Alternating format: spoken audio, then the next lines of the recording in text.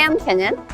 I went to college in the US and also worked in the telecom industry for a really long time. I studied computer science, but I relocated back to Kenya and have been working with Ushahidi from the very beginning, from 2008 until now. I was able to come back because Ushahidi had grown well enough that it made sense to come back to Kenya. Plus, we were able to get a pretty decent setup going on in Kenya. Better internet, good place to stay. It's also a very exciting place because I was splitting a lot of my time between Chicago and Nairobi. To develop the things that I always wanted to develop, I needed to be in Kenya.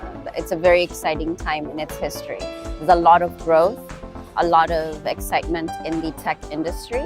Ushahidi, the software, allows for people to share their story. It allows a citizen to report, to indicate, hey, this is what's going on. The underlying thing is they can use whichever device they have in their pocket. And all that information is brought into a central location and mapped. So what we call geolocation.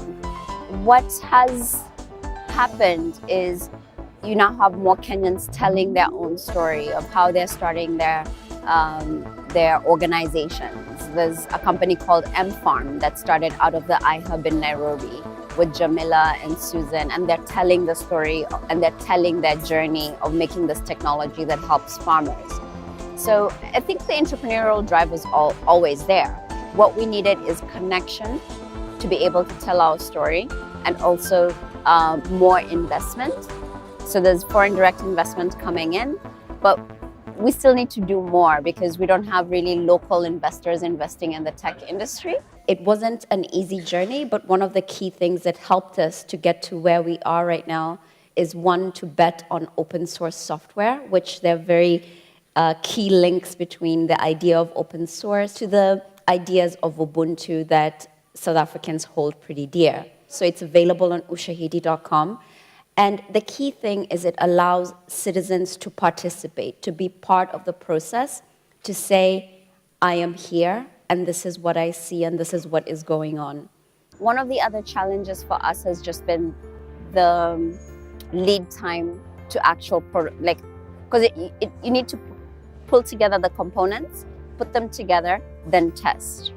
So the moment FedEx or DHL or any of the major carriers sends your components over, and you have to take another extra week to process with Kenya, with the Revenue Authority, and pay 100% duty, it really slows down our process. So there's a lot more to do. Regarding connectivity, we stress tested to make sure that we can provide this solution. If you just look at the percentages of what's possible in the developing world, just in Africa itself, we have 15.6% penetration of the internet. There is way more to do. And there is a link between increasing connectivity and GDP. Investment in increasing connectivity is worthwhile. If you increase broadband by 10%, it corresponds to 1.163% in GDP.